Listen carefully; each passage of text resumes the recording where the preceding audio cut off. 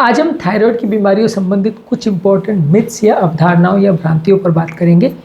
Thyroid की बीमारी काफ़ी कॉमन बीमारी है। थायराइड हार्मोन हमारे शरीर का मेटाबॉलिज्म को कंट्रोल करता है, यानी शरीर के ज़्यादातर सिस्टम्स को कंट्रोल करता है। यदि इस हार्मोन में थोड़ी बहुत भी गड़बड़ हो जाए तो शरीर सही तरह से काम नहीं कर पाता है। आज हम बात करेंगे इस बीमारी संबंधित कुछ इंपॉर्टेंट मिसकंसेप्शंस के बारे में। ये इस टॉपिक का सेकंड पार्ट है। फर्स्ट पार्ट में हमने ऑलरेडी कुछ भ्रांतियों पर बात करी थी, आज उसे कंटिन्यू करेंगे। टॉपिक पर जाने से पहले जो लोग हमारे चैनल पर नए हैं उन्हें रिक्वेस्ट करूँगा कि चैनल को सब्सक्राइब करें, वीडियोस को लाइक करें, शेयर करें, फॉलो करें, कमेंट करें, पूरा दें।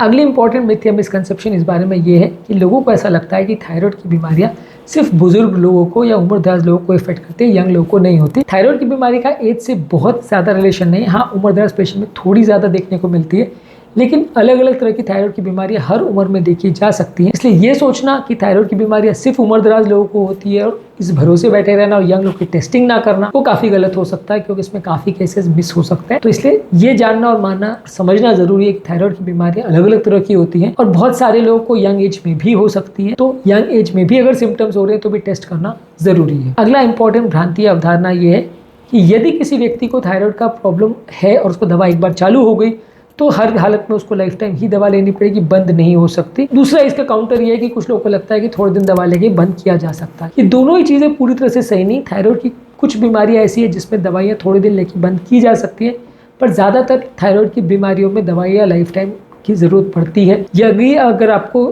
थायराइड लेवल्स कम है या यदि आपका थायराइड लेवल्स बहुत ज़्यादा है तो बहुत सारे केसेस में दवाइयाँ लाइफ टाइम देनी पड़ती है। ज़्यादातर सिर्फ थायराइड के इन्फेक्शंस हैं या इन्फ्लेमेशन है या सूजन की बीमारियाँ, वो शॉर्ट लिव्ड होती है। अगर उन्होंने थायराइड के लेवल्स में परमानेंट कोई डैमेज नहीं किया तो आपकी दवाइयाँ थोड़े टाइम में बंद हो जाएंगी। पर बहुत सारे केसेस में जो रूटीन थायराइड के पेशेंट्स देखे जाते हैं उसमें ज़्यादातर दवाइयाँ लाइफ टाइम चलती हैं। इसलिए यदि आप इसको बंद करोगे तो आपको प्रॉब्लम्स आने का चांस ज़्यादा है। आपको कौन से टाइप की थायराइड की बीमारी है उस पर डिपेंड करेगा कि आपको कितने समय तक दवा चलेगी। थायराइड के लेवल्स को चेक करके और बीमारी कौन से टाइप की है इसको असेस करके कई बार ये जजमेंट लिया जाता है कि किस व्यक्ति में थायराइड की दवा शॉर्ट टाइम चलेगी, किस में लॉन्ग टाइम। तो थायराइड वाले पेशेंट्स को बिना पूछे, बिना सोचे, बिना समझे दवाइयों को बंद नहीं करना चाहिए, इसमें उनको प्रॉब्लम्स ज़्यादा हो सकती है। अगला इंपॉर्टेंट भ्रांति अवधारणा ये है, ऑब्वियसली थायराइड की बीमारियाँ छूने से फैलने का चांस बहुत ही कम है, क्योंकि कोई इन्फेक्शन नहीं है। थायराइड की बीमारियाँ जो है हार्मोन लेवल पर होता है, शरीर का मेटाबॉलिक प्रॉब्लम है।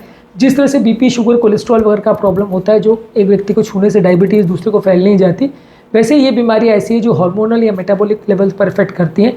शरीर के एक हार्मोन की कमी या ज़्यादा होने की वजह से बीमारी होती है। तो इसका इन्फेक्शन से बहुत ज़्यादा लेना देने नहीं है। हाँ, अगर कभी कभी कोई थायराइड का इन्फेक्शन होता भी है तो वो भी मोस्टली एक से दूसरे को फैलता नहीं है। तो इसलिए थायराइड की बीमारियाँ एक से दूसरे को फैलने का कोई चांस नहीं है। ऐसे व्यक्ति के साथ बैठ के खाना खाने से या टाइम शेयर करने से या उसके साथ कोई रिलेशनशिप रखने से भी दूसरे को कोई सिग्निफिकेंट फर्क पड़ेगा, वैसा नहीं है। और दूसरा इंपॉर्टेंट मिथ या मिसकंसेप्शन ये है कि लोगों को लगता है कि थायराइड की बीमारियां माँ से बच्चों को होती है, जेनेटिक प्रॉब्लम होती है। ये भी सोचना गलत है, क्योंकि थायराइड की ज़्यादातर बीमारियों में जेनेटिक इफेक्ट उतना ज़्यादा नहीं होता। ज़्यादातर थायराइड की बीमारियां इन्फेक्शन रिलेटेड, इन्फ्लेमेशन रिलेटेड या कुछ फैक्टर्स पर डिपेंड करती हैं, लेकिन जेनेटिक इन्फ्लुएंस इसमें होने का चांस 5-10% से बहुत ज़्यादा नहीं है। तो यदि किसी व्यक्ति को फैमिली हिस्ट्री है थायराइड की प्रॉब्लम की तो उसको भी हो जाएगा, ऐसा सोचना भी गलत है। और आपको है तो आपके परिवार वालों को मिलेगा, ये सोचना भी गलत है। क्योंकि अगर किसी व्यक्ति को थायराइड का प्रॉब्लम है कि 90% चांस ये है कि उसके परिवार में शायद किसी को ये प्रॉब्लम ना निकले, क्योंकि रैंडमली होने वाली बीमारियां हैं। परिवार में इसका थोड़ा बहुत रिलेशन हो सकता है, या कुछ थायराइड की प्रॉब्लम्स में खासकर उसके कुछ कैंसर्स वगैरह में थोड़ा रिलेशन निकल सकता है, पर ज़्यादातर इसमें बहुत फैमिली हिस्ट्री का या जेनेटिक्स का इन्फ्लुएंस नहीं होता है। इसके अलावा कुछ लोग को ऐसा लगता है कि कुछ तरीके के खाद्य पदार्थों को लेने से, खासकर फिश को लेने से या आयोडीन वाला सॉल्ट लेने से थायराइड की प्रॉब्लम हमेशा के लिए ठीक हो जाती है। आयोडीन सप्लीमेंट्स लेने से या डाइटरी मॉडिफिकेशन करने से या खाने पीने में चेंजेस करने से थायराइड की प्रॉब्लम में कुछ हद तक फायदा देखने को मिल सकता है, लेकिन वो पूरी तरह से ठीक हो जाएगी और कभी दवा की जरूरत नहीं पड़ेगी और हमेशा बीमारी कभी वापस नहीं आएगी, ये सब सोचना बेकार। क्योंकि थायराइड की प्रॉब्लम्स पूरी तरह से ठीक ज़्यादातर नहीं होती है। डाइट, एक्सरसाइज करने से और खाने पीने का ध्यान रखने से बीमारी कुछ हद तक कंट्रोल की जा सकती है, कुछ हद तक मैनेज की जा सकती है। पूरी तरह से ठीक या क्योर इसको कर पाना सिर्फ डाइट और एक्सरसाइज से बिना दवा के ज़्यादातर पॉसिबल नहीं होता है। अगला इंपॉर्टेंट भ्रांति या अवधारणा ये है कि थायराइड की बीमारियाँ सिर्फ थायराइड ग्लैंड को ही इफेक्ट करती हैं, जो कि गले में होता है, बाकी पूरे शरीर से इसका कोई लेना देना नहीं है। लेकिन थायराइड जो हार्मोन है पूरे शरीर को, ब्रेन को, हार्ट को, किडनी को, पूरे शरीर को इफेक्ट करता है, पूरी मेटाबॉलिज्म को, हर मसल को इफेक्ट करता है। तो इसलिए बहुत सारे इसके इफेक्ट्स और साइड इफेक्ट्स होते हैं यदि थायराइड का प्रॉब्लम हो गया तो। तो इसलिए थायराइड को इतना लाइटली लेने की ज़रूरत नहीं है, क्योंकि पूरे शरीर का मेटाबॉलिज्म और पाचन सब कुछ इससे कंट्रोल होता है। और यदि इसमें ज़रा भी गड़बड़ हो गई, ऊपर नीचे हो गई, तो कई बार जान का खतरा भी हो सकता है। इसलिए थायराइड हार्मोन सिर्फ थायराइड ग्रंथि पर ही इफेक्ट करेगा और उसके जो भी सिम्टम्स होंगे वो गले में ही होंगे।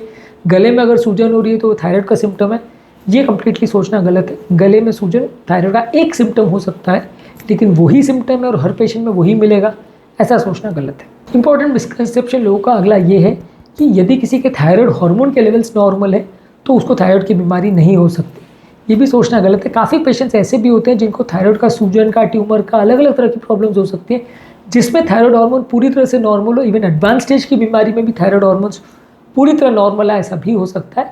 इसलिए यदि इस तरह के कोई सिम्टम्स वगैरह आ रहे हैं तो प्रॉपर जांचें करवाने की ज़रूरत है। बिना जांच किए आप बीमारी को पूरी तरह ना तो कंफर्म कर सकते, ना पूरी तरह रूल आउट कर सकते। इस बीमारी में जांचों के माध्यम से ही उसे आप कंफर्म कर सकते हो।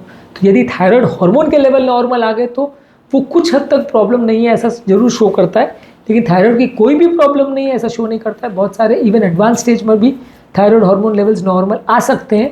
इसलिए सारी चीज़ों को जांच करना या सारी चीज़ों को प्रॉपरली इवैल्यूएट करना ज़रूरी है। सिर्फ एक हार्मोन लेवल्स को देख के डायग्नोसिस करना कई बार गलत हो सकता है। तो लास्ट इंपॉर्टेंट मिथ या मिसकंसेप्शन जिस पर आज बात करेंगे वो ये है कि लोगों को लगता है कि थायराइड हार्मोन वाले सारा पेशेंट्स को बहुत ज़्यादा सुस्ती होती है, कि थायराइड हार्मोन बॉडी के मेटाबॉलिज्म को कंट्रोल करता है, तो यदि थायराइड की कोई भी बीमारी होगी तो सुस्ती होगी। हाइपोथायराइडिज्म वाले पेशेंट्स में सिग्निफिकेंट लोगों को सुस्ती हो सकती है, पर ज़रूरी नहीं है कि हर थायराइड के पेशेंट को ऐसा हो। हाइपर थायराइड में उल्टा पेशेंट हाइपर एनर्जेटिक भी हो सकता है, हाइपर एक्टिव भी हो सकता है। कई बार पेशेंट को बहुत एंग्जाइटी हो सकती है, बालों का झड़ना हो सकता है, मेंस्ट्रुअल साइकिल बिगड़ सकते हैं। बिना सिग्निफिकेंट फटीग के या बिना सिग्निफिकेंट सुस्ती के भी बहुत सारे लोगों को सीवियर थायराइड का प्रॉब्लम भी हो सकता है। इसलिए सिर्फ सिम्टम्स के भरोसे या सिर्फ सुस्ती को सिम्टम मान के उसके भरोसे बैठे रहना गलत होगा। बहुत सारे पेशेंट्स में नहीं तो बीमारी मिस हो जाएगी। हाँ, सुस्ती का प्रॉब्लम बहुत सारे लोगों में थायराइड की बीमारी में देखने को मिल सकता है, पर ये एक नॉन स्पेसिफिक प्रॉब्लम है जो किसी भी व्यक्ति को हो सकता है। हर व्यक्ति जिसको सुस्ती हो रही है उसको थायराइड का प्रॉब्लम नहीं है, और हर व्यक्ति जिसको थायराइड का प्रॉब्लम है उसको सुस्ती हो, ये ज़रूरी नहीं है। तो इसलिए ये एक सिम्टम हो सकता है, पर एक ही सिम्टम है, ये सोचना गलत है। तो आज के टॉपिक में हमने थायराइड की बीमारी संबंधित कुछ इंपॉर्टेंट मिथ्स या मिसकंसेप्शंस पर बात करी। इस टॉपिक से रिलेटेड हमारा फर्स्ट टॉपिक पर हमने ऑलरेडी कुछ मिथ्स पर बात किए थे, उसे अभी आप जरूर चेकआउट करें। उम्मीद करूंगा कि आज के टॉपिक में कुछ नई बातें जानने को मिली होगी। जो लोग हमारे चैनल पर नए हैं उन्हें रिक्वेस्ट करूँगा कि चैनल को सब्सक्राइब करें, वीडियोज़ को लाइक करें, शेयर करें, फॉलो करें, कमेंट करें, पूरा देखें।